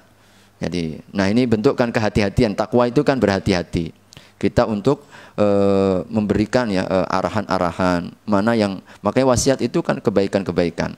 Oleh karena itu bagi kita bahkan Nabi SAW ketika menyampaikan tentang apa adanya kewajiban wasiat itu, Ibnu Umar, tidaklah kami tidur di setiap malam kecuali wasiat itu sudah berada di bawah tempat tidurnya, karena beliau khawatir. Jadi, nah ini tentu bisa saja kita menuliskan ya, atau menuliskan sesuatu yang kita tidak tahu ya, boleh jadi kita ada mungkin punya utang, punya ini dan lain sebagainya. Nah tentu apalagi kalau kaitannya dengan sesama ya. Karena kalau kaitannya dengan sesama ini tidak akan selesai kecuali kita menyelesaikannya. Jadi, nah hal-hal seperti ini kita perlu sampaikan. Misalkan kita ada sangkut paut dengan seseorang, mungkin hutang yang belum selesai, atau mungkin bukan terkait dengan materi ya, kaitannya dengan misalkan yang non materi. Ya biasanya misalkan apakah kita pernah menyakiti seseorang yang belum kita minta ampun. Makanya beberapa hari Nabi SAW sebelum beliau wafat, beliau kan berdiri. Itu yang membuat para sahabat bersuka cita kan, subhanallah, karena sudah beberapa lama, harinya hampir 2 pekan ya Nabi sakit, tidak pergi ke masjid. Pada pagi hari itu beliau pergi ke masjid, ternyata itu adalah perpisahan Nabi dengan umatnya. Jadi Nabi SAW berdiri sambil mengatakan, ada enggak yang masih sangkut paut hartaku? Ada seorang sahabat kemudian mengangkat tangan, ada ya Rasulullah, engkau punya hutang kepadaku 3 dirham. Maka Nabi mengatakan kepada Ibnu Abbas, tolong Ibnu Abbas bayarkan dia. Jadi, nah ini kan kaitannya dengan harta. Tapi Nabi juga pernah mengatakan, ada enggak yang merasa aku pernah sakiti dan dia tidak artinya tidak menghalalkan, tidak memaafkan. Sampai ada seorang sahabat yang kemudian mengatakan dan sangat terkenal itu, ya Rasulullah, engkau dulu pernah meluruskan barisan dan engkau tunjuk itu perutku dengan tongkatmu itu. Aku sakit hati ya Rasulullah. Jadi aku ingin membalasnya. Jadi ingin membalasnya. Nabi SAW, barang siapa yang ingin membalasnya maka balaslah begitu. Maka balasnya pada hari ini. Nah ini kan urusan-urusan yang non fisik ya, artinya non materi, mohon maaf, yang non materi. Sampai pun Nabi, dan ternyata sahabat itu hanya bersiasat kan, dibuka perutnya Nabi, lalu kemudian sahabat itu mendekap perut Nabi sambil menangis, karena bukan ingin membalasnya, tetapi ingin mendekatkan kulit beliau dengan kulit Nabi SAW. Tapi keteladanan Nabi adalah di akhir-akhir masa hayat beliau teringat masalah itu, sehingga bagi kita kalau ada perkara-perkara yang kita anggap ya ini belum selesai, maka segera mungkin bahkan kita coba lakukan penyelesaiannya. Kalau kita harta, bagaimana caranya? Kalau kita belum punya ya berarti diwasiatkan ya kepada anak-anaknya bahwasanya orang tuanya punya sangkut paut masalah ini dengan orang ini atau pihak ini dan seterusnya. Kalau terkait dengan masalah yang non materi, nah tentu memang kita minta maaf baik secara langsung maupun secara tidak langsung. Jadi secara tidak langsung artinya kita minta mungkin mengutus lah begitu ya. Itu juga apa yang pernah dilakukan oleh beberapa sahabat ya, mengutus kepada sahabat yang lain jikalau ada hal-hal yang dirasa ya belum selesai begitu ya. Jadi saya kira itu terkait dengan masalah wasiat.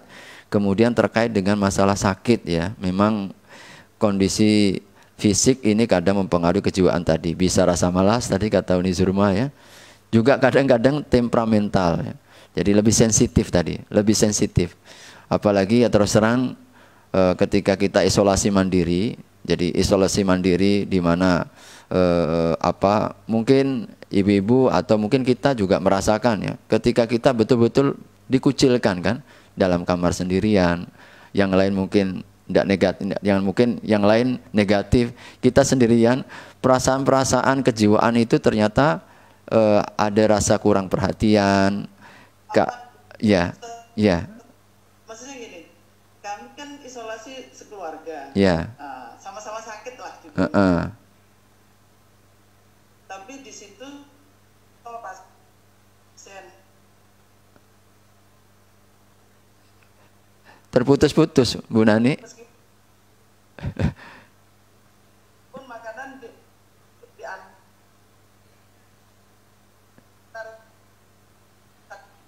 ya, terputus-putus. Ya. Jadi sendiri sekeluarga di rumah yang lain lagi.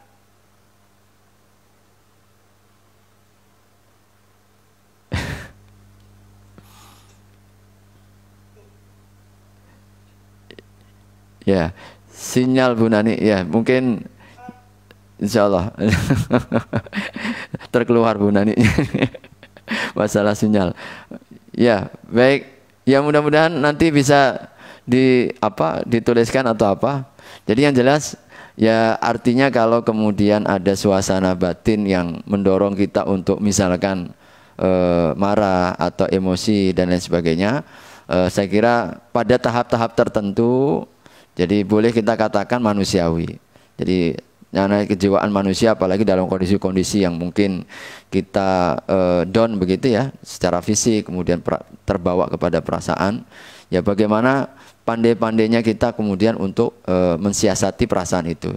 Artinya apa? Kita perlu menghibur diri, mengendalikan diri dan mengembalikan semua ya ketidaknyamanan yang kita alami itu kita serahkan seluruhnya kepada Allah Subhanahu wa taala.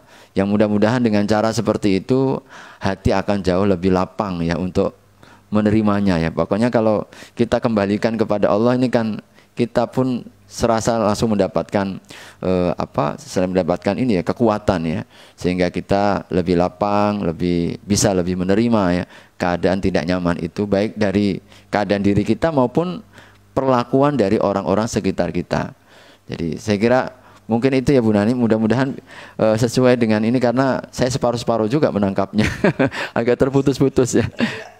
Intinya sih karena saya sebagai pasien dan sebagai ibu dan istri, ya. Jadi meskipun pasien harus ngurusin pasien yang lain, lama-lama capek gitu loh, maksudnya bukan karena penyakitnya marahnya itu iya. Selesai makan tinggal gitu kan. Ya itulah karena betul ya. Jadi karena semuanya minta perhatian ya, apalagi kita posisinya sebagai seorang ibu misalkan, anak sakit, suami sakit, kita pun juga sedang sakit. Yang sakit melayani yang sakit. Ya dalam kondisi seperti itu memang ujian bagi semuanya ya, pandai-pandai kita untuk mengendalikan diri ya. Artinya mengerti begitu ya. Dalam kondisi seperti itu lebih memahami lah. Jadi agar kita sama-sama untuk menjaga perasaan sesama ya. Baik. Silakan Ibu Ida. Masih insya Allah. Kita 11.50 ya hari ini. Ya.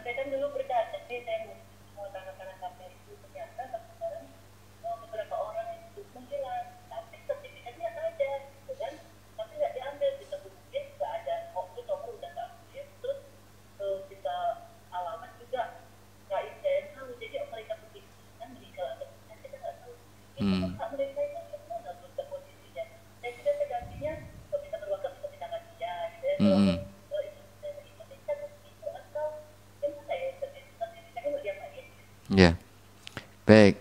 Ya, mudah-mudahan agak sayup-sayup, walaupun insya Allah bisa didengar ya. Jadi Bu Ida, begini ya, memang kalau kita masih ada satu ikatan ya, transaksi atau muamalah dengan siapapun, misalkan seperti jual beli dan seterusnya, kemudian biasanya mungkin melalui cicilannya dalam kondisi seperti itu, karena mereka mencicil, tapi sertifikatnya masih di tangan kita, maka tentu ini adalah haknya orang yang sudah bekerja sama dengan kita ya, bertransaksi. Itu bukan hak milik kita. Berarti statusnya adalah amanah. Kita mendapatkan amanah sertifikat itu milik orang lain yang sudah bertransaksi dengan kita. Maka tanggung jawab kita adalah menyampaikan kembali kepada yang berhak.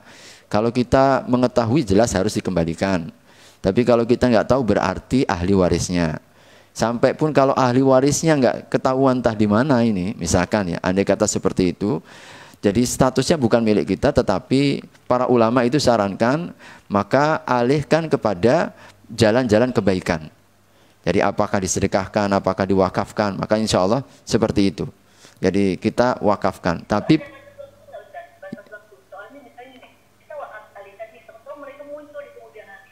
ya, memang tidak ada batas.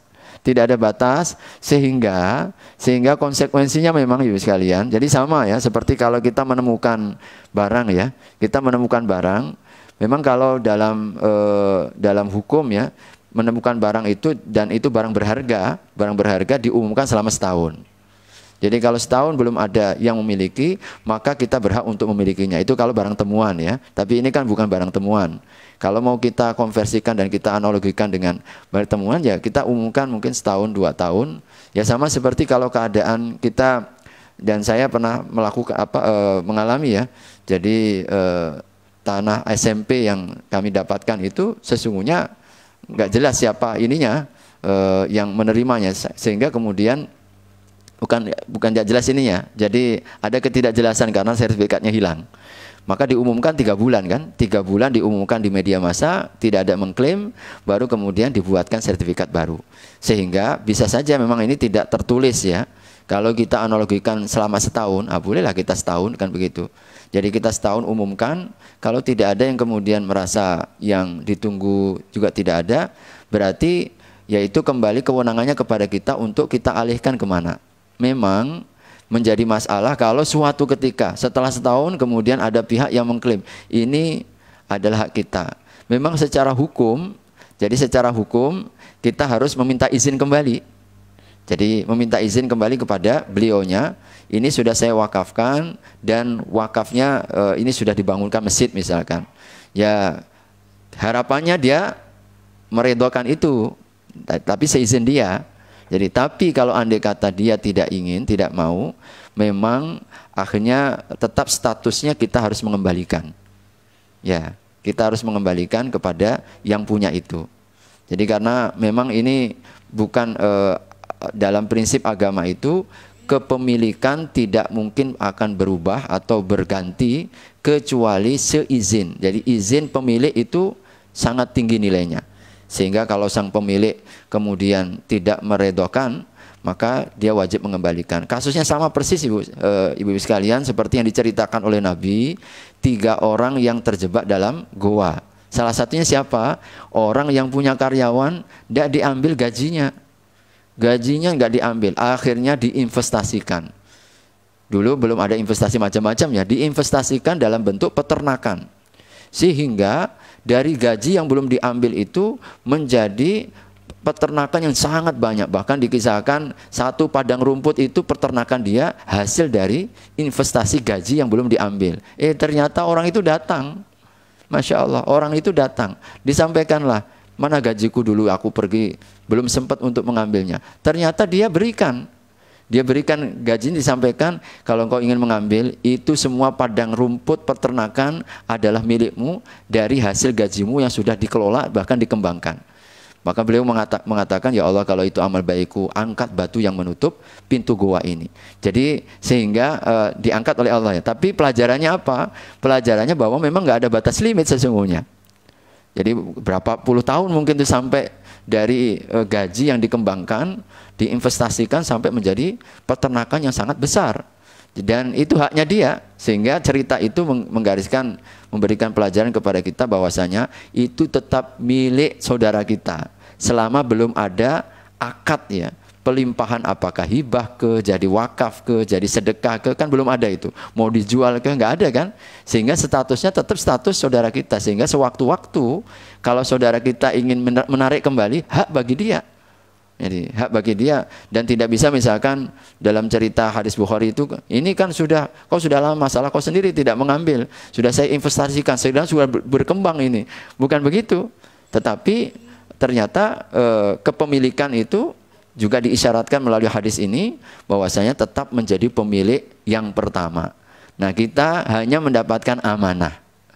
Jadi kita yang memberikan gaji, pada saat gajinya orang itu yang dikembangkan, itu menjadi amanah, sudah bukan lagi miliknya. Sehingga ketika orang yang memiliki suatu saat kembali, wajib kita kembalikan lagi.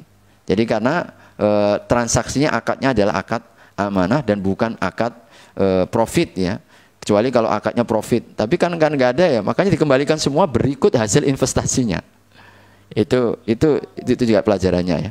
Mungkin begitu ya Bu Ida, mudah-mudahan ya memang bertemu ya. Memang kadang juga harus hati-hati juga, ini dialami oleh istri, kebetulan ya istri juga. Jadi kadang-kadang dia main jual, ternyata orangnya pakai nama orang tuanya, ahli warisnya tidak menyetujui. Sampai sekarang mau balik nama pun tidak bisa. Maka ini yang harus hati-hati kadang-kadang, yang harus hati-hati kenapa harus tadi diwasiatkan ya. Kalau kita punya misalkan sesuatu ini sudah dijual belikan, dia punya tanah, kemudian dikapling, lalu ternyata yang menjual orang tuanya meninggal, ternyata anaknya menggugat. Nah ini yang sekarang jadi perkara, berapa banyak orang yang dizolimi ini, ya kan? Dan kita statusnya nggak bisa kan? Statusnya karena itu orangnya sudah meninggal, sehingga BPN tidak mau mengurus. Nah hal-hal seperti ini nih yang jadi sangkut pautnya di alam kubur itu. Jadi karena kita lupa untuk mewasiatkan, kasihan yang di alam kubur. Tapi anaknya juga nggak pandai. Mestinya kan begini ya, anak yang baik, anak yang soleh, meneruskan kebaikan orang tuanya. Ini ya kalau paham agama. Adalah daripada orang tua kita ada sangkut paut sampai di akhirat, apalah arti dunia ini, kan begitu kan? Lalu kita karena bersikeras dengan dunia kita gadekan itu kebaikan orang tuanya. Tapi sisi yang lain juga bisa menjadi kesalahan orang tua ketika kita tidak mewasiatkan, sehingga sampai ajal menjemput kita nggak mewasiatkan dan tidak diberitahukan ahli warisnya bahwa tanah itu sudah dijual. Nah ini yang menjadi masalah, karena sampai sekarang ini juga kita alami ya. Ya terus terang istri saya sendiri juga mengalami ini, sehingga kita nggak bisa ngotak-ngatik itu. Ya sudah sempurna, sudah lunas kan begitu, tapi nggak bisa ngapa-ngapa karena ahli warisnya pun tidak mau melepas. Waduh ini ya sudahlah, akhirnya sedekah saja lah akhirnya. Jadi mau nggak mau ya hanya semacam sedekah, nggak bisa diapa-apakan kan, sekian puluh juta kan. Nah ini kan kadang-kadang jadi masalah ya, akibat kita nggak wasiat, kemudian anak juga nggak baik juga sama orang tuanya. Padahal kalau kemudian dilanjutkan, ini kebaikan bagi orang tuanya, menyelesaikan masalah nanti di akhirat. Jadi hal-hal seperti ini yang juga penting bagi kita untuk kita perhatikan ya. Baik, saya kira cukup ya Ibu sekalian, mohon izin karena waktu sudah menjelang zuhur, saya ada tanggung jawab juga hari ini pas kebetulan jadwal di Mujahidin. Insyaallah kita cukupkan, mudah-mudahan ada nilai kebaikan, ada nilai manfaatnya, dan mudah-mudahan Allah Subhanahu wa taala senantiasa mengkaruniakan kepada kita kebaikan. Ini karena waktunya sudah pendek, biasanya saya tutup dengan doa, kita tutup dengan kafaratul majlis saja ya. Insyaallah kita tutup dengan doa kafaratul majlis. Subhanakallahumma wa bihamdika asyhadu an la ilaha illa anta astaghfiruka wa atubu ilaik. Wassalamualaikum warahmatullahi wabarakatuh. Saya izin langsung. Sama-sama.